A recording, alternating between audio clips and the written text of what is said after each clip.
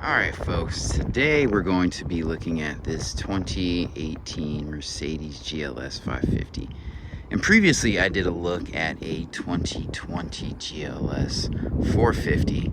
But this one's a little bit more up trim. Here's a preview of the interior. It does not have a bad angle on it. It doesn't look the most edgy and futuristic, but it's rocking 21-inch wheels. These are classic Mercedes wheels here. And like the back is classic Mercedes. Again, this vehicle doesn't look the most stylish and modern, but it's so large and imposing that you know it's a luxury vehicle. The tasteful use of chrome in the back, the chrome kick plate, the real exhaust, you have your reflectors there, and your tow hitch here. Obviously the tailgate is automatic. And so looking in this vehicle, you have plenty of space, and you can see where this would be a 7-seater SUV. This is not going to be like an 8-seater, but you have plenty of room back here. Again, I love the use of chrome here. You have your donut down there, and then you have a charge port here. And then you could put the seats down here. Like the interior in here is nice. You can tell the carpet is quality. It's not fading. It's not damaged. Sometimes when you get in the back of like a Volkswagen, you can tell like on this, back panel, they kind of threw it together. It's cheap, but Mercedes has quality hooks and things back here. And this is luxury just by looking at it. So I love the space and versatility of this SUV. I love the size. It's not too big. It's not too small. It's definitely a larger SUV, but just by these wheels and the overall design, the aesthetic is luxury. And you can even put your kayak up top or your tent to carry. I don't really think you can pitch it on the roof, but we'll start back here. So one of the things that I love is that you have floor lighting down here, and the step up is not too bad when you're sitting in this vehicle.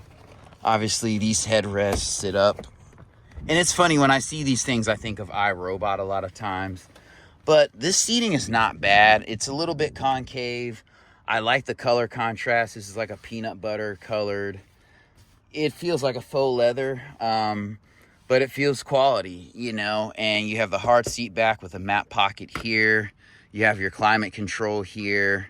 Again, this is 2018, and this is basically the S-Class of their SUVs, and you only have the cigarette lighter port back here. So that's the thing that you have to understand with Mercedes and BMW in a lot of cases. It's the nameplate, the prestige, and the quality and complexity that you're paying for, not necessarily the most flashy looking amenities. So here, I'd rather have buttons than this little turnstile switch. This looks very mid to late 90s. And so I feel like a lot of this vehicle's components maybe even are carried over from Europe, because I feel like in European vehicles you see more of the dials versus American vehicles. So here's what we're kind of looking at there. Actually, we'll zoom in there. Sorry, that is a little blurry, but zooming back out, the seating is nice. It does sit a little bit upright. You can recline the seating here, so it is adjustable, but at its most upright position, you're probably not going to be comfortable. But the headrests are soft and nice. You have a vent here. You also have a vent here. You have a speaker here, soft touch, automatic window. I like this glossy panel here. This is soft touch. This door feels very quality. I like this trim here. It's not doing too much. Like, it's luxurious, but then it's kind of understated as well. And these doors feel very, very solid. They don't feel overly heavy in that they're hard to open. And this is definitely going to be smaller than something like a Tahoe. But that is one thing that I do love about these German luxury SUVs. When I pressed that button, this seat moved forward, the headrest came down, and the seat flipped up. So you do not have to figure out how to put down and lift up these seats.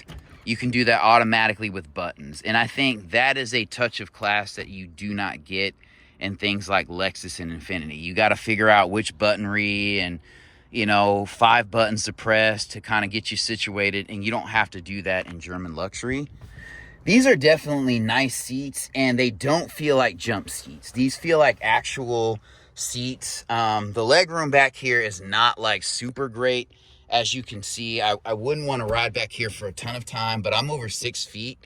Like a, 5'7", 5'8" adult would be fine back here for a while.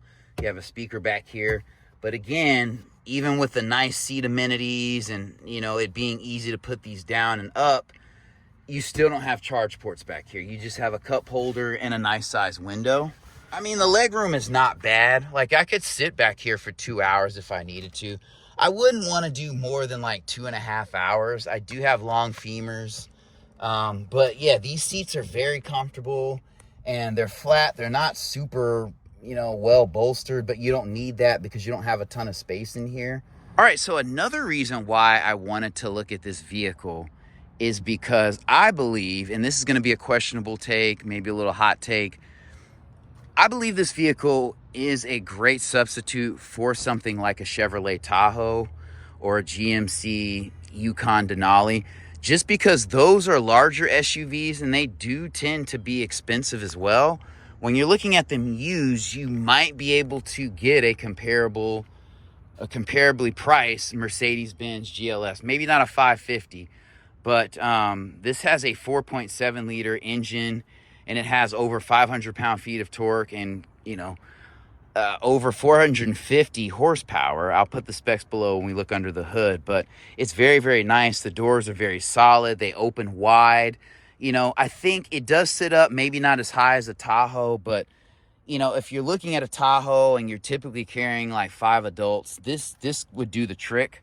Now, I will say I love this illuminated kick plate here, but this foot rail right here is a little small. So if you have big feet or you're wearing boots, it's not going to be the best for getting up, but like step up is not too bad, quite honestly. You do have memory seating in here. You adjust the seat here. That's definitely a luxury touch. It's not down here on the actual seat. Obviously, this is going to be equipped with 4 automatic windows. I love that. And, like I was talking about, it's not going to always look the most modern, but you get the prestige and the quality and the thoughtfulness of Mercedes-Benz. And I think that's what's important in this vehicle. And then to pop the hood, they have the latch hidden under here. It's usually a hidden red latch here. You can see it down there with the footwell light. Your cruise control dial is here. So, the steering wheel is a little bit old school. They could have filled this in and put the cruise control in here to me.